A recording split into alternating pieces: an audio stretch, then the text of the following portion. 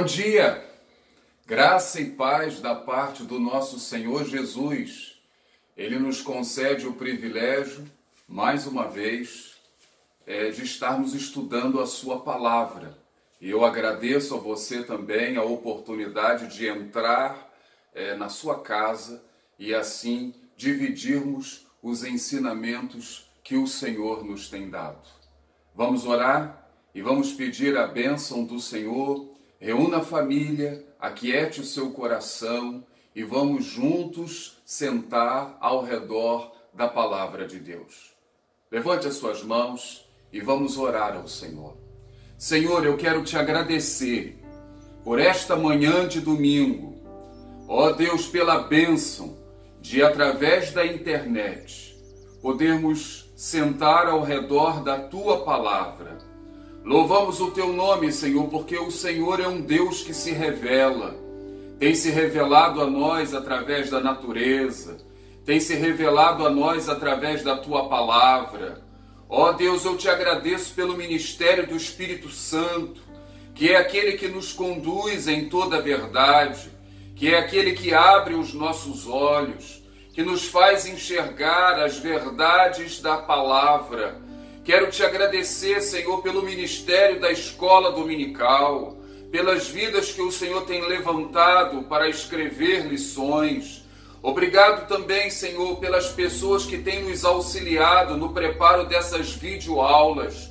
Ó, Senhor, tem sido um ministério tão importante, cansativo, desgastante. E, ó Deus, nós entregamos a vida desses irmãos em tuas mãos. Quero, Senhor, rogar, ó Deus, que essa prática, ó Deus, de estarmos estudando a palavra, não através da internet, não venha se tornar um mero costume, mas em nome de Jesus, abra os nossos ouvidos, aquece os nossos corações, dá-nos corações humildes, prontos, ó Deus, a fazer os consertos necessários. Venha, Senhor, falar conosco nesta manhã. Entregamos, Senhor, os chefes de família, entregamos as mães, as esposas, os filhos, os relacionamentos em família. Senhor, nesses dias de isolamento social, nós rogamos que o Senhor venha aperfeiçoar os relacionamentos familiares, que o Senhor venha derramar a tua graça sobre a vida financeira de cada família. Senhor, já há tantos desempregados, outros, Senhor, na iminência de perderem os seus empregos, e nós rogamos que o Senhor tenha misericórdia de nós, que o Senhor venha cuidar das nossas vidas. Abençoa, Senhor, a saúde do nosso povo. Em nome de Jesus, ó Deus, nós entregamos as nossas autoridades. Dê a direção necessária. Ó Deus, fala ao coração desses homens, dessas mulheres. Levante os teus profetas. Ó Deus, fala com as autoridades, fala conosco nesta manhã. Eis-nos aqui, Senhor. Somos carentes e queremos ouvir a tua voz. É a nossa súplica. No nome de Jesus. Amém, Senhor. Amém. Nós temos estudado em nossa escola dominical um tema, e esse tema é revitalização da igreja. Ao longo das nossas lições, temos trabalhado alguns subtemas, e já discutimos aqui com vocês nas lições anteriores o que é revitalização, o caminho para a revitalização, as motivações corretas na busca da revitalização, os pressupostos teológicos para a revitalização, sinais de uma igreja em declínio, de um crente em declínio, a relação do culto doméstico e a revitalização. Na lição passada nós vimos a necessidade de nós aprendermos a resolver conflitos.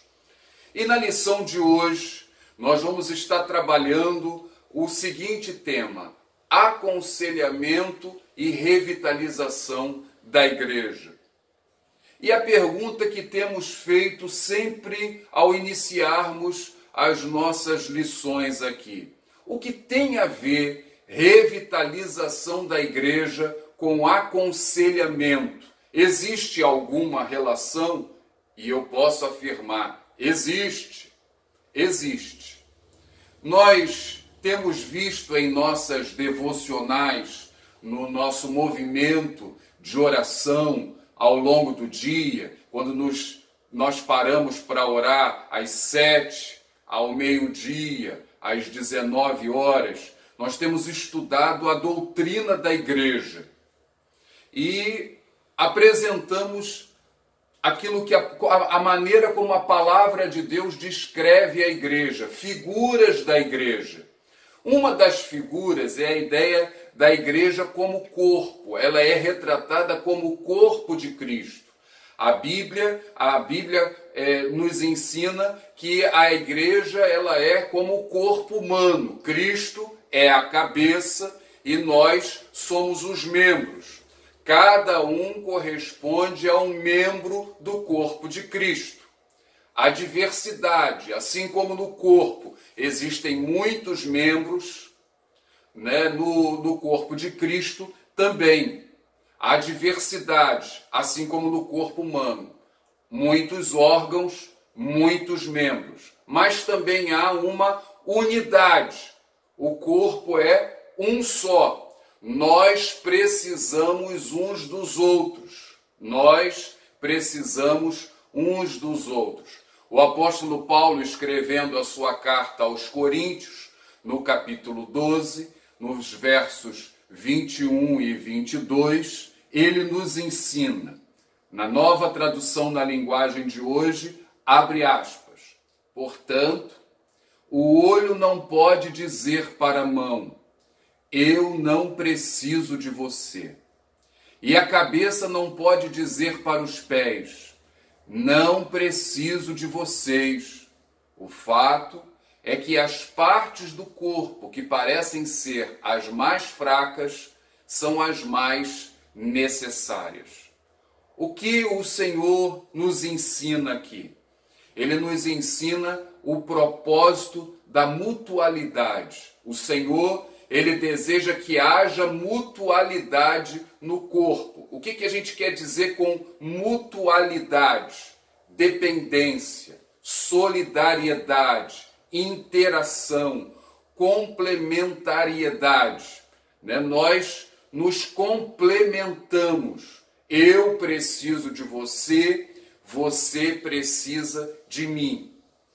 E existem alguns mandamentos na palavra de Deus que nós também vimos nas nossas meditações do movimento de oração. Existem alguns mandamentos que são caracterizados pela expressão uns aos outros, aonde a ideia da mutualidade ela é salientada. Vamos relembrar? Acompanhe. Em traduções diferentes. Evangelho de João, capítulo 15, verso 12. Na edição revista e atualizada, o Senhor, ele assim nos diz: o meu mandamento é este, que vos ameis uns aos outros, assim como eu vos amei. A ordem para que se ame é dada a todos. Todos devem amar. Nós devemos nos amar. Esse é o mandamento do Senhor Jesus. Segundo, primeira carta de Pedro, capítulo 4, versículo 10, na Nova Almeida, diz assim: sirvam uns aos outros, cada um conforme o dom que recebeu, como encarregados de administrar bem a multiforme graça de Deus. Sirvam uns aos outros. A ordem do Senhor é que nós precisamos nos servir. Não existe alguém que é privilegiado, que é servido pelos outros. Ele só recebe. A ordem do Senhor é que nós nos abençoemos mutuamente. Hebreus, capítulo 3, verso 13. Na Nova Versão Internacional, a Escritura nos ensina: pelo contrário, encorajem-se uns aos outros todos os dias, durante o tempo que se chama hoje, de modo que nenhum de vocês seja endurecido pelo engano do pecado. Encorajem-se uns aos outros todos os dias. Nós precisamos de encorajamento mútuo. Eu preciso de uma palavra boa sua, eu preciso ministrar uma palavra boa. Estão acompanhando? Nós podemos prosseguir. 1 Tessalonicenses 4,18, também na Nova Versão Internacional. Consolem-se uns aos outros com estas palavras. Consolem-se uns aos outros. Nós precisamos nos consolar mutuamente. Colossenses 3,16, também na Nova Versão Internacional. Habite ricamente em vocês a palavra de Cristo. Ensinem e aconselhem-se uns aos outros com toda a sabedoria e cantem salmos, hinos e cânticos espirituais com gratidão a Deus em seus corações. Ensinem e aconselhem-se uns aos outros. É necessário que haja ensino e haja aconselhamento mútuo. E por último, Romanos 15:14, na Nova Versão Internacional. Meus irmãos, eu mesmo estou convencido de que vocês estão cheios de bondade e plenamente instruídos, sendo capazes de aconselhar-se uns aos outros. Aconselhar-se uns aos outros. Qual é a ideia retratada pelo apóstolo Paulo? Paulo está passando para nós, além da ideia do corpo de Cristo, da nossa interdependência, a ideia de que nós somos uma família. Por que nós costumamos nos chamar de irmãos? Por quê? Nós fazemos parte da família de Deus. Se você tem irmãos, cresceu com os irmãos, com certeza você tem lembranças de fatos aprendidos com os seus irmãos ou com o seu irmão. Como um irmão seu te ajudou, te ensinou em algum fato, alguma tarefa, como você também o ajudou. E ninguém era especialista em nada, mas havia o que? Havia cumplicidade. Cumplicidade. Esta é a ideia que a palavra de Deus coloca para nós aqui, para que a igreja ela seja sadia, para que a igreja seja viva. Nós precisamos restaurar esta visão de corpo, de família. Hoje nós vivemos um tempo de isolamento, não só por causa do isolamento social do coronavírus, não. Nós temos vivido vidas cheias de reservas, distantes, mas o Senhor ele deseja nos restaurar, ele deseja nos aproximar e nós precisamos nos abençoar mutuamente. Biblicamente falando, cada um de nós tem o seu dom, tem o seu ministério, tem uma função a desempenhar no corpo de Cristo. Existem aqueles que foram chamados para o ministério do ensino, mas em certo sentido, a Bíblia nos ensina que todos precisam ensinar. Existem aqueles que foram chamados para a contribuição financeira, Você sabia que existe esse dom, esse ministério? Lá em Romanos 12, 8, a Escritura afirma: o que contribui como dom espiritual, faça com liberalidade. Eu nunca vi ninguém buscando esse dom espiritual, mas ele existe. Deus levanta, Deus abençoa pessoas para que elas possam ajudar. E é importante que elas tenham esta consciência. Mas, em certo sentido, todos devem contribuir.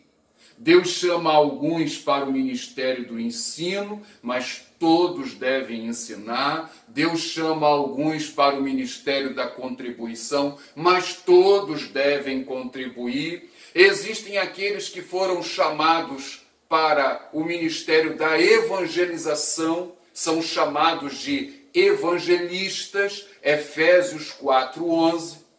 Mas, em certo sentido, todos têm o dever de evangelizar. Existem também aqueles que foram chamados para o ministério do aconselhamento. Deus os chamou para esta responsabilidade. Mas também, em certo sentido, todos devem aconselhar. Por quê? Porque somos uma família, somos irmãos, precisamos nos abençoar. Glória a Deus. E conforme já falei, para que a igreja seja uma igreja viva, para que o poder de Deus se manifeste no meio da igreja, é necessário que haja esta interação dos crentes. Eu preciso fazer parte de uma igreja local, eu preciso congregar, e na igreja local eu abençoo e eu sou abençoado. Este é o plano de Deus. Não dá para nós servirmos ao Senhor Jesus sozinhos em nossas casas, assistindo às aulas pela internet, os cultos daquele pregador que nós tanto amamos só pela internet. Isto não é ser igreja. Ser igreja envolve, o relacionamentos. Nós precisamos uns dos outros. Nós precisamos sermos ministrados e precisamos ministrar. Todos nós temos os nossos problemas, todos nós temos as nossas dificuldades, todos nós temos as nossas limitações, nossos medos, nossa ansiedade, todos nós vivemos as nossas crises no casamento, dificuldades na criação de filhos e etc. e tal, e nós precisamos nos abençoar. Eu, pastor Álvaro, tenho meus conselheiros, paro para ouvi-los, paro para trocar ideias com colegas, peço oração, eu preciso deles, nós precisamos uns dos outros. Eu agradeço pela vida daquelas pessoas que têm me aconselhado, têm me abençoado como pastor ao longo de todos os anos que tenho ministrado. E o Senhor deseja, irmãos, que nós cresçamos na intimidade com Ele. Mas para que nós cresçamos nesta intimidade, nós precisamos nos ajustar. Nós precisamos encontrar o nosso lugar. Nós precisamos de relacionamentos. E nesta manhã vamos refletir sobre a questão do aconselhamento bíblico. No primeiro ponto, o que não é aconselhamento bíblico? E nós, com esta introdução, nós já fizemos aqui algumas afirmações. Primeiro, quando nós pensamos no aconselhamento bíblico não é uma atividade exclusiva de pastores e profissionais. Deus levanta pastores, Deus levanta profissionais para esta função. mas ela não é uma tarefa exclusiva. Deus deseja usar a igreja neste ministério. Então, aconselhamento bíblico, em primeiro lugar, não é uma tarefa exclusiva de pastores ou profissionais. Segundo, não é uma tarefa opcional. Eu não posso decidir se eu vou fazer o aconselhamento ou não, se eu vou me dispor a ministrar o ensino ou não. Esses versículos todos que nós acabamos de ler aqui são mandamentos, são ordens que Deus dá à sua igreja, caracterizados pela expressão uns aos outros, aconselhem-se uns aos outros. Isto é um mandamento. O Senhor nos manda, Ele nos ordena. Vovó dizia, manda quem pode e obedece quem tem juízo. Então, não é opcional. Terceiro, o aconselhamento bíblico não é uma terapia. Qual é a base de uma terapia? A terapia ela tem como base os ensinamentos de Freud, de Jung e de outros. Freud, por exemplo, foi filho de pastor, mas era um ateu. Um profissional pode se servir das pesquisas de Freud no exercício da sua atividade, mas isso lá no consultório. O que a gente está falando de aconselhamento não tem nada a ver com terapia. Então, o que é o aconselhamento? A base do aconselhamento é a Escritura, é a palavra de Deus. O alvo do aconselhamento é colocar as Escrituras na mente de uma outra pessoa. É de inculcar, é de ensinar, de levar a pessoa a viver, a experimentar as verdades da palavra de Deus. E como irmãos, nós precisamos fazer essa ministração mútua. O termo grego para aconselhamento, ele aparece com 3 significados diferentes no Novo Testamento. Vamos refletir. Em primeiro lugar, admoestar. Em Atos capítulo 20, verso 31, na revista e atualizada, assim está registrado. Portanto, vigiai, lembrando-vos de que por 3 anos, noite e dia, não cessei de admoestar com lágrimas a cada um. O que significa admoestar? Avisar, induzir, orientar, recomendar, aconselhar. Então, é o primeiro significado no Novo Testamento do termo admoestar. Avisar, induzir, orientar, recomendar. Segundo, aconselhar. Colossenses 3,16, na Nova Almeida, diz assim, que a palavra de Cristo habite ricamente em vocês. Instruam e aconselhem-se mutuamente em toda sabedoria, louvando a Deus com salmos, hinos e cânticos espirituais, com gratidão no coração. Aconselhem-se mutuamente. Estou lendo agora numa versão diferente da leitura anterior. E o terceiro significado da palavra aconselhamento no Novo Testamento, advertir. Colossenses 1,18. E leio agora na Nova Almeida. Este Cristo nós anunciamos, advertindo a todos e ensinando a cada um em toda sabedoria, a fim de que apresentemos cada pessoa perfeita em Cristo.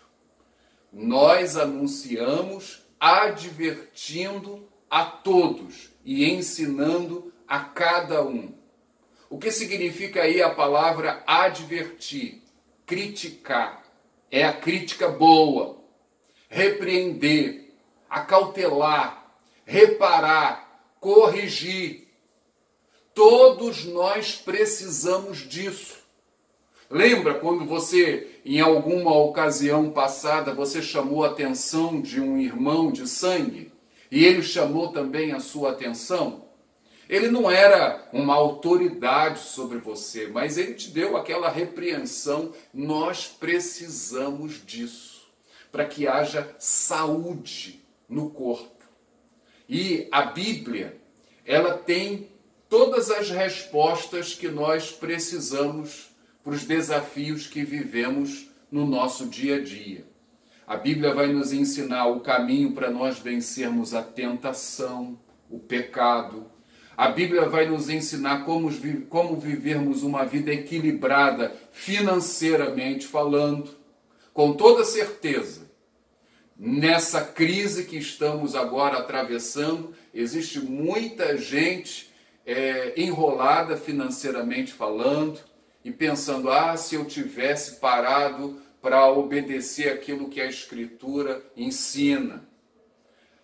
Todos nós precisamos aprender como podemos ser bons pais, bons esposos, esposas, bons filhos, como podemos ser bons cidadãos. A Bíblia, ela vai nos ensinar como nós podemos e devemos amar a Deus e amar ao nosso próximo. Como é que a gente aprende isso? Através do ensino, através do aconselhamento, através da troca. Então, isso é o aconselhamento. É você incutir na mente do outro os ensinamentos da palavra de Deus. Não é o aconselhamento profissional, pastoral, mas esse aconselhamento precisa acontecer no meio do povo. Agora, quais seriam as qualidades necessárias a um conselheiro? O que seria importante na vida de um conselheiro? Antes de elencar as qualidades do conselheiro, o editor da revista, logo no início desse ponto, ele faz uma nota que eu quero destacar para vocês. Abre aspas. O aconselhamento bíblico é responsabilidade de todos os crentes, mas não ocorrerá em uma comunidade que prioriza os programas em detrimento dos relacionamentos. Quando tudo que ocorre nesse sentido é um abraço rápido no meio do culto e o mantra "Amo você em Jesus", além de desvirtuar o culto, estamos transformando relacionamentos em caricatura. É preciso que andemos juntos, que um abra ao outro o seu coração. Pesado, né? Pesado. Mas muitas vezes hoje nós entramos, nós saímos, nós não nos relacionamos, nós não nos conhecemos. Igrejas muitas vezes grandes, você não conhece a totalidade da membresia da igreja. E o Senhor, Ele nos chama, Ele nos desperta para aquilo que de fato é ser igreja. O que temos vivido e experimentado não é a verdade neotestamentária do que é ser igreja. E o Senhor deseja assim nos chamar a atenção. Mas quais seriam as qualidades necessárias ao conselheiro? Em primeiro lugar, ele precisa ter relacionamento com o Senhor. Os conselheiros, eles só poderão ser capazes de ajudar pessoas se eles estiverem experimentando transformação, se o Espírito Santo estiver trabalhando na vida dele. Ele precisa estar ligado, ele precisa estar em completa sintonia. A Escritura ensina que ninguém é capaz de realizar coisa alguma a não ser que nós estejamos ligados nele. João 15:5, na versão revista e atualizada, diz: porém, sem mim nada podeis fazer. Então, nós precisamos estar ligados no Senhor. E antes de nós cuidarmos dos outros, nós precisamos cuidar de nós mesmos. Nós precisamos tomar os devidos cuidados. Lá em Lucas, capítulo 6, verso 39, na nova versão, na tradução da linguagem de hoje, assim está registrado. E Jesus fez estas comparações. Um cego não pode guiar outro cego.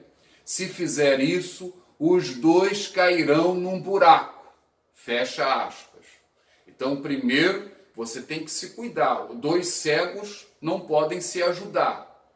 Em Mateus 7,5, na nova tradução na linguagem de hoje, Jesus assim diz: hipócrita, tire primeiro a trave que está no seu olho, e então poderá ver bem para tirar o cisco que está no olho do seu irmão. Fecha aspas.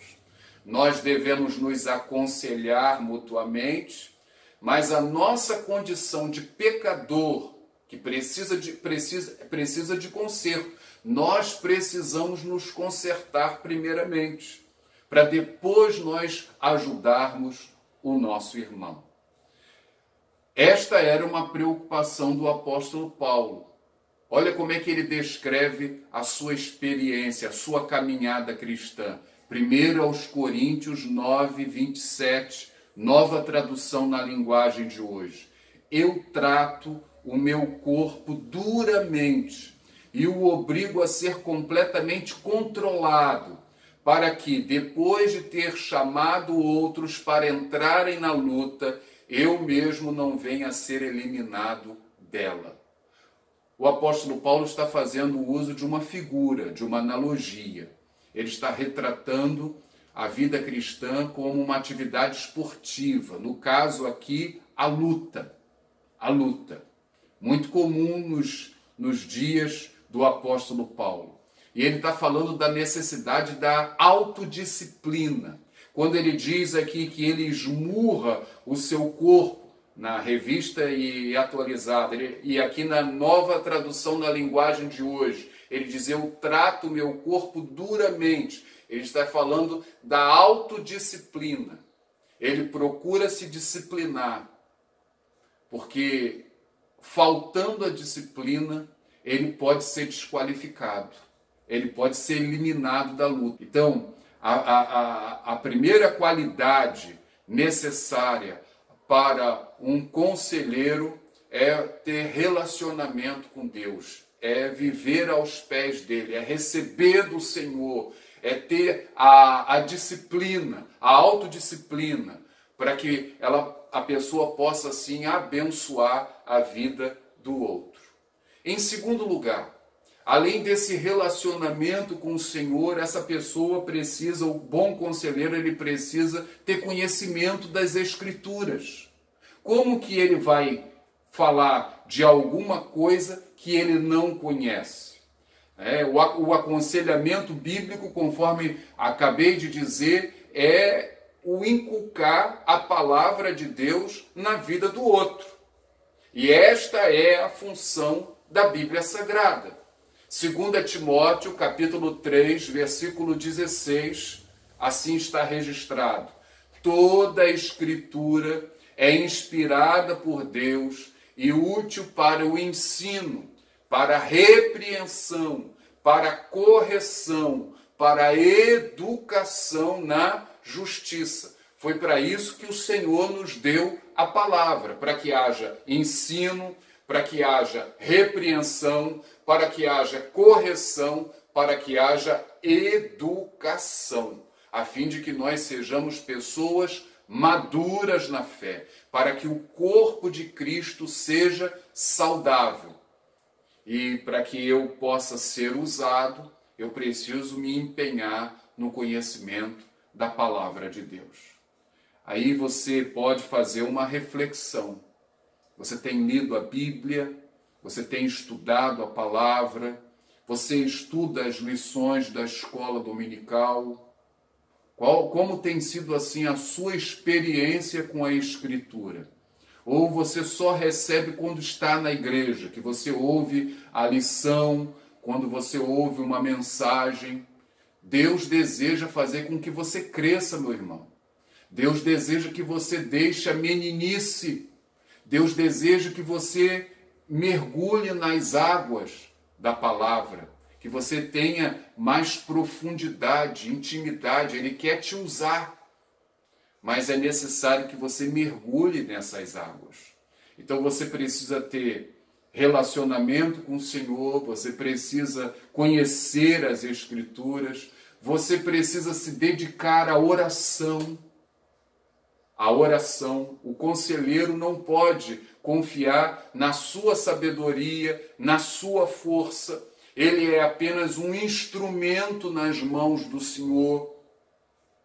E eu quero aqui salientar alguns versículos registrados na primeira carta de Paulo aos Colossenses, onde Paulo usa a expressão luta, a luta que ele tinha em favor dos crentes. E a luta que nós precisamos ter em favor uns dos outros. Essa é a luta do pastor. Mas o Senhor também deseja levantar você como um intercessor. Acompanhe comigo. Colossenses capítulo 1, verso 28 e 29. Na nova tradução na linguagem de hoje, abre aspas, assim nós anunciamos Cristo a todas as pessoas, com toda a sabedoria possível, aconselhamos e ensinamos cada pessoa, a fim de levar todos à presença de Deus, como pessoas espiritualmente adultas e unidas com Cristo. E para realizar essa tarefa, olha aí agora, eu trabalho e luto com a força de Cristo, que está agindo poderosamente em mim. Eu quero destacar, eu trabalho e luto com a força de Cristo. É Ele quem age. Mas ele sabe que ele age na força do Senhor. Ele descreve o seu ministério como se fosse uma luta. Há uma luta, há uma intensidade na presença de Deus. E isso aí é através da oração. É através da oração. E vemos aqui a importância de nós estarmos orando uns pelos outros. Olhem um outro versículo. Capítulo 2. Versículo 1 de Colossenses, agora já vou ler na revista e atualizada. Ele diz assim, gostaria, pois, que soubesses quão grande luta venho mantendo por vós, pelos laudicenses, e por quantos não me viram face a face.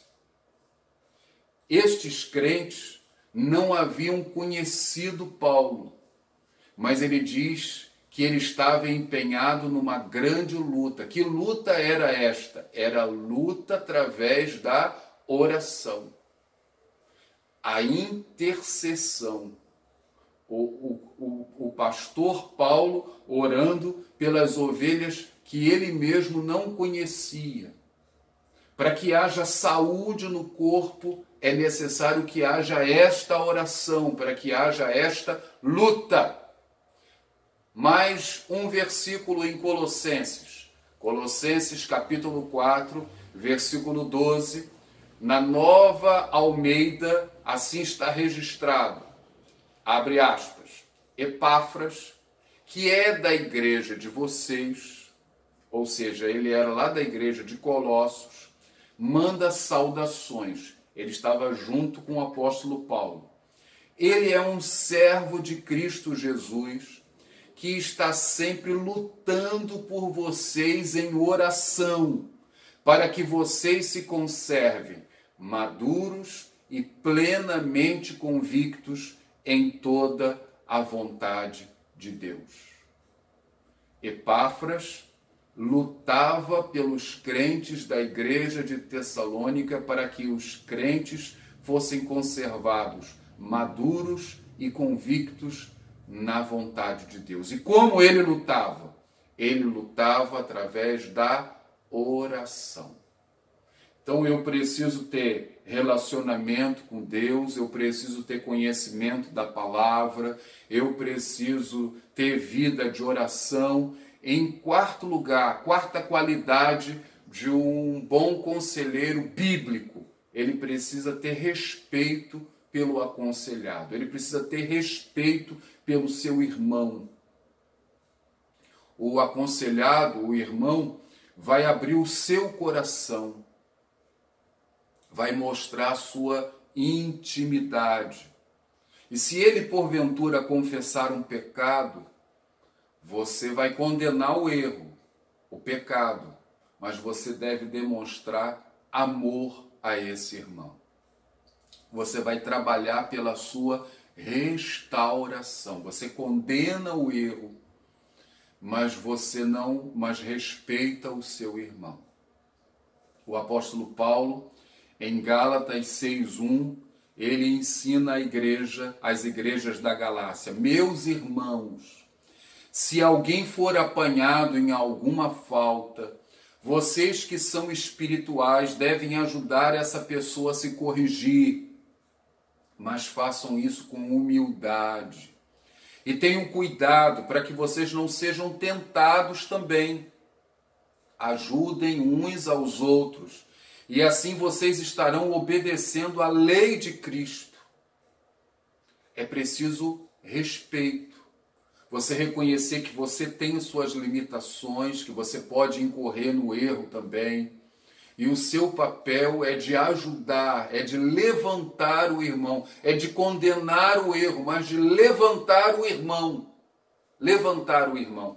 É preciso que você o respeite. É preciso que você o ouça. Será que somos bons ouvintes? Temos paciência para ouvir uns aos outros? Esta é também uma qualidade fundamental aonde você mostra o valor que o outro tem. Você para ouvir. Você não pode trair a confiança do seu irmão. Há muitos que traem. Há muitos que são traidores. Falam para outras pessoas aquilo que foi colocado em confissão. Não pode. Isso é pecado. É pecado. Isso desagrada ao Senhor. Lá no Salmo 15, Davi ele vai descrever aquele que vai morar nos céus. Salmo 15, do verso 1 ao verso 3, na nova tradução na linguagem de hoje, assim está registrado: ó Deus, ó Senhor Deus, quem tem o direito de morar no teu templo? Quem vai morar no céu? Em outras palavras. E aí a resposta: quem pode viver no teu monte santo? É a indagação. Só tem esse direito aquele que vive uma vida correta, o que faz o que é certo e que é sincero e verdadeiro no que diz. Ele não fala mal dos outros, não prejudica os seus amigos e não espalha boatos a respeito dos seus vizinhos. Vejam vocês, a Escritura ensina que quem vai morar no céu, o fofoqueiro, não tem lugar não. Cuidado com o pecado da língua. Cuidado com a pessoa que diz para você assim: eu só estou contando isso para você orar por aquela pessoa. E aí revela o segredo da pessoa. Cuidado com isso.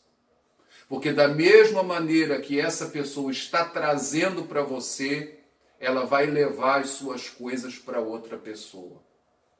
Isso aí não é ser cristão. Isso é pecado. E nós precisamos desenvolver um relacionamento de confiança uns com os outros. Lembra, no seu tempo de criança, se você foi criado com irmãos, com primos, os segredos que nós tínhamos, que ninguém abria a boca, ninguém abria o bico, era um segredo nosso. A gente às vezes podia brigar, podia apanhar, mas aquilo era um segredo nosso. Eu tenho esse tipo de recordação. Nós tínhamos os nossos segredos e nós procurávamos nos ajudar. Isso é ser irmão. É isso que Deus deseja que nós venhamos a experimentar, essa ajuda mútua. Vivermos como corpo de Cristo. Concluindo a nossa lição, a igreja, ela é comparada ao corpo humano. E as partes, os membros, os órgãos precisam se ajudar. Nós precisamos uns dos outros. Nós precisamos da palavra de incentivo, nós precisamos da palavra da repreensão, nós precisamos da crítica boa, nós precisamos do encorajamento do outro irmão. Uma igreja viva, uma igreja que vive à luz dos ensinamentos do Novo Testamento, é uma igreja onde os crentes se relacionam, se conhecem, se abençoam. Isto é ser igreja. Quando falamos em revitalização da igreja, nós estamos falando da volta à simplicidade do Novo Testamento. É isso que o Senhor deseja para mim, é isso que o Senhor deseja para você, meu irmão. Reflita aí, como tem sido o seu relacionamento com a igreja local? Como? Com a nossa igreja. Você faz parte? Você é membro da igreja, de fato, de verdade? Ou você é apenas um apêndice? Sabe o que é um apêndice? Aquela parte que é colocada à parte no livro, lá no final, mas não faz parte do conteúdo, é algo que está à parte. Há muita gente que se coloca como se fosse um apêndice. O Senhor não deseja que você seja um apêndice. O Senhor deseja que você faça parte. Por isso, repense nas suas prioridades. Repense nos seus valores. O que precisa mudar na sua vida? Quais as decisões que você precisa tomar? O que o Senhor requer de você hoje? Mudanças só acontecem quando nós tomamos decisões. E eu creio que nesses dias de isolamento social, o Senhor tem nos permitido refletir sobre muitas coisas, sobre o que é ser igreja. E hoje nós temos visto mais uma faceta, a necessidade que nós temos uns dos outros, de nos aconselharmos, de nós ensinarmos uns aos outros. Você tem vivido na perspectiva de abençoar e ser abençoado?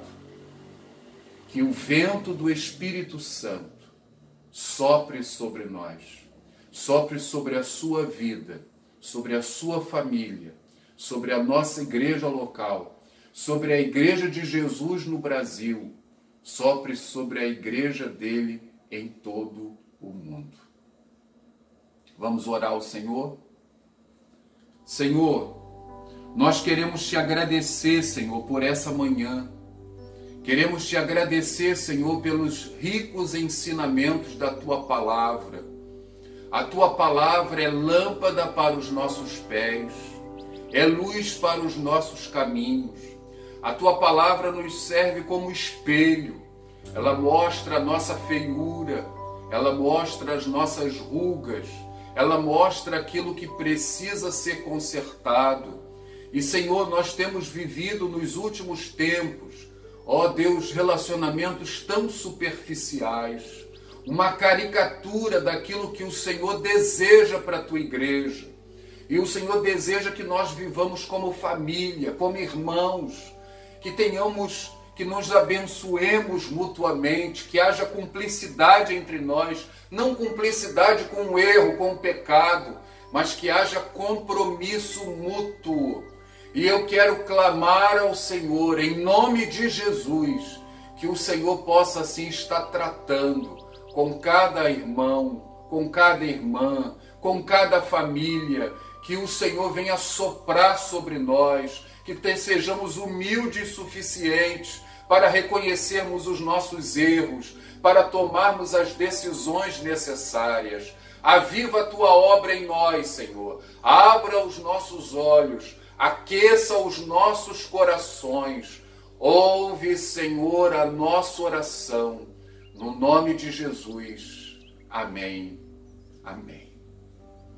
Antes de me despedir, quero colocar alguns avisos para os irmãos. Agradecer, primeiramente, a oportunidade de poder ministrar a você, ministrar a sua família nesse dia. Quero te dar um conselho. Separe um tempo para você refletir. Deus tem falado conosco. Deus deseja tratar conosco. Eu creio que o Senhor deseja que nós saiamos desse período de isolamento social diferente de como nós entramos. Aproveite esse tempo para fazer o seu retiro, para fazer uma avaliação da sua caminhada, do que você precisa mudar como pessoa, como família. Nós precisamos mudar como igreja. Busque isso na presença de Deus. Encare esse tempo como um tempo de oportunidade. Então, guarde isso, guarde isso.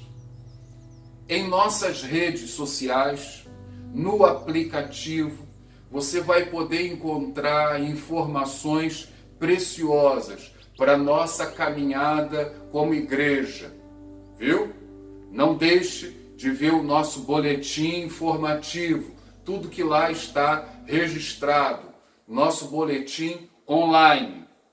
Você poderá fazer a sua oferta para missões, para ação social, para o abrigo, para a nossa irmã missionária Marcele, através da nossa secretaria que está funcionando. Nosso irmão Paulo César Lessa tem estado lá, ao longo da semana, pela manhã, à noite, mas o nosso pedido tem sido sempre que você, primeiramente, ligue para ele, informando que lá você vai até lá.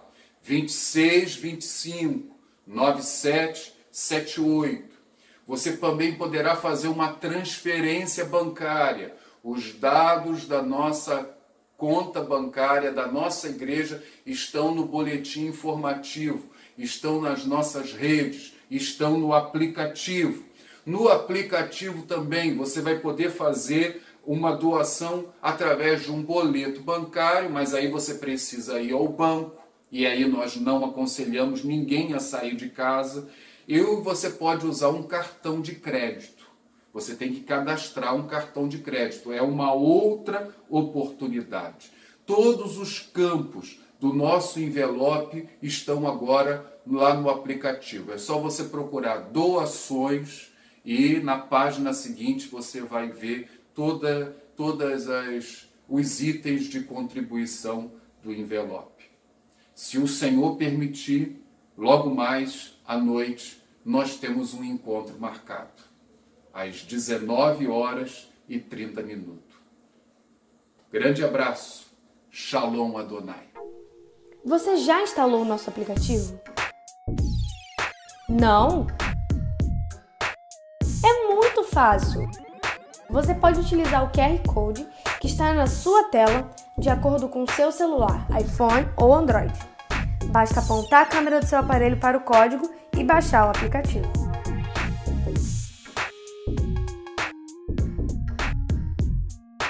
Caso prefira, você poderá acessar a loja de aplicativos do seu celular e pesquisar pelo nome do nosso aplicativo, UIECB. Depois, clique em Instalar e aguarde.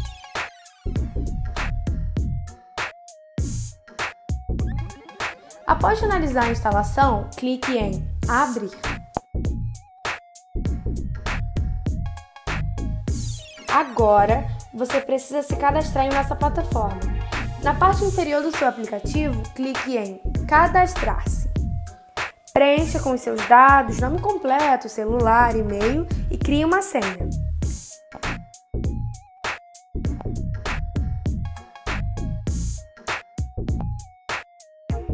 Agora você precisa selecionar a igreja. Clique no campo Qual igreja frequenta? E pesquise por Campo Redondo. Depois, clique em Igreja Evangélica Congregacional de Campo Redondo. Marque a caixa Li e aceite os termos de uso. Depois, clique em Confirmar.